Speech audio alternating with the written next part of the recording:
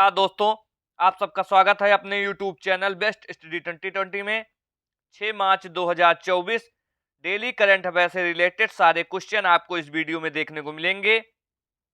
अब हम अपने प्रश्न की ओर बढ़ते हैं और आज का हमारा पहला प्रश्न होगा, हाल ही में ईसी ने एस चोकलिंगम को किस राज्य का मुख्य निर्वाचन अधिकारी नियुक्त किया है?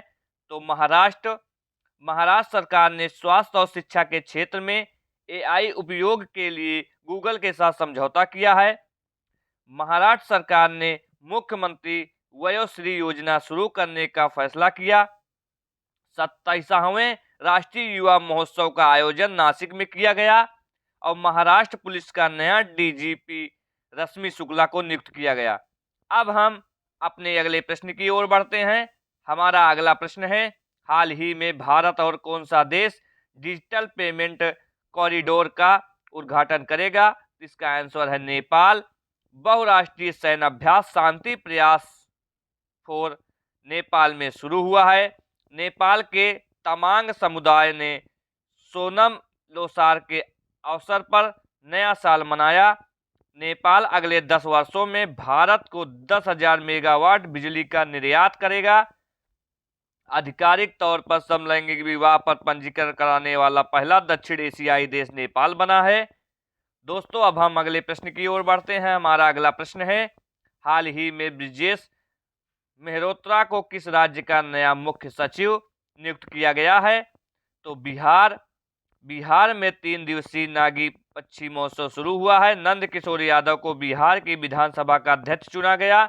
देश का पहला तांबे का अनावरण वाला टापू टावर पटना के गर्दनी बाग में बनाया गया। COP 28 में बिहार को नवीनीकरण प्रयासों के लिए अंतर्राष्ट्रीय सम्मान मिला। बिहार के मुख्य सूचना अधिकारी के रूप में त्रिपुरारी शरण को नियुक्त किया गया।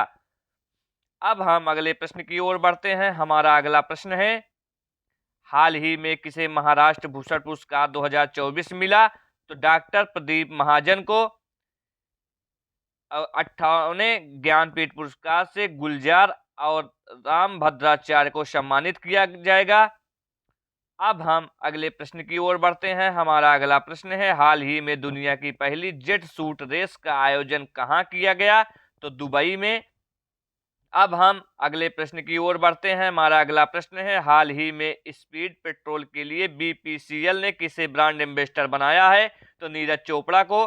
चेन्नई सुपर किंग ने कैटरीना कैफ को अपना ब्रांड एम्बेसडर बनाया। मसाला ब्रांड केपीजी ने करीना कपूर को अपना ब्रांड एम्बेसडर बनाया और हुंडई मोटर इंडिया ने अपना ब्रांड एम्बेसडर दीपिका पादुकोण को नियुक्त किया। स्पर्श सीसीटीवी ब्रांड के ब्रांड एम्बेसडर सोनू सूद को बनाया गया। ASTSIS न्यूट्रस के रवींद्र जडेजा को अपना ब्रांड एम्बेसडर बनाया गया। अगले प्रश्न की ओर, हाल ही में किस राज्य सरकार ने इंदिरम्मा आवास योजना शुरू करने की घोषणा की है? तो तेलंगाना ने। तेलंगाना इंटरनेट की बुनियादी अधिकार बनाने के लिए AI हब स्थापित करेगा। तेलंगाना के मुख्यमंत्री ने विदेश में छात्रों के लिए हेल्प डेस्क लॉन्च की है।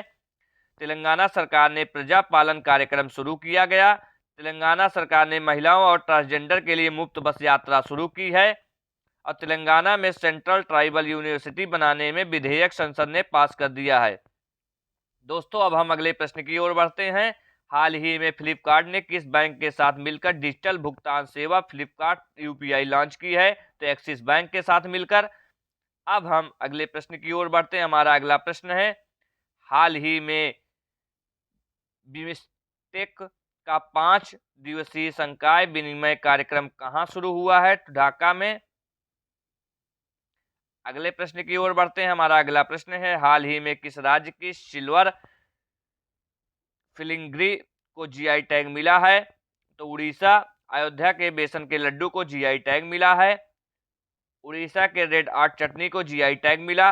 उड़ीसा के डोंगरिया कोद साल को GI टैग मिला। पश्चिम बंगाल के सुंदरवन शहद जलपाईगुड़ी जिले में काला दुनिया चावल और कादियाल साड़ियों को GI टैग मिला है। अब हम अगले प्रश्न की ओर बढ़ते हैं। हाल ही में मूडीज ने 2024 में भारत की वृद्धि दर कितने प्रतिशत रहने का अनुमान लगाया है? तो 6.8%। अब हम अगले प्रश्न की ओर बढ़ते हैं। हमारा अगला प्रश्न है, हाल ही में आईसीसी विश्व टेस्ट चैंपियनशिप रैंकिंग में कौन शीर्ष पर रहा? तो इसका आंसर है भारत। भारत की पहली महिला रोबोट व्योममित्र अंतरिक्ष में उड़ान भरेगी। डेनमार्क ने भारत में हरित ईंधन गठबंधन की शुरुआत की। भारत श्रीलंका के पर्यटन स्रोत के रूप में शीर्ष पर रहा। दुनिया का दूसरा सबसे बड़ा वैश्विक इस्पात उत्पादक भारत बना है। अब हम अगले प्रश्न की ओर बढ़ते हैं। हमारा अगला प्रश्न है, हाल ही में भारत के पहले स्वदेशी प्रोटोटाइप फास्ट ब्रीडर रिएक्टर की शुरुआत कहाँ हुई है? तो तमिलनाडु में। तमिलनाडु के मुख्यमंत्री ने एक राष्ट्र एक चुनाव और परिसीमन प्रक्रिया के खिलाफ प्रस्ताव पेश किया है। आदिवासी महिला श्रीपति तमिलनाडु की सिविल जज बनी है। हुंडई और आईआईटी मद्रास तमिलनाडु में हाइड्रोजन इनोवेशन वैली स्थापित करेगा। और टाटा पावर ने तमिलनाडु में 70,000 करोड़ रुपए की घोषणा की। अब हम अगले प्रश्न की ओर बढ़ते हैं। दोस्तों, आज का हमारा आखिरी प्रश्न होगा, हाल ही में बीएसएफ की पहली महिला स्नाइपर कौन बनी है? तो सुमन कुमारी बनी है। दोस्तों, आज का हमारा वीडियो यहीं पे समाप्त होता है। दोस्तों, यह वीडियो आप सबको कैसा लगा हमें कमेंट बॉक्स में जरूर बताइए, और हमारे चैनल बेस्ट स्टडी 2020 को सब्सक्राइब करना ना भूलें, जिससे हमें मोटिवेशन मिल सके और हम आपके लिए और भी अच्छा करने का प्रयास करें। और यह करंट अफेयर का वीडियो परीक्षा के दृष्टि से बहुत ही महत्वपूर्ण है। आप किसी भी एग्जाम की तैयारी कर रहे हैं तो यह वीडियो आपके लिए बहुत ही महत्वपूर्ण है। आज के लिए धन्यवाद। जय हिंद, जय भारत।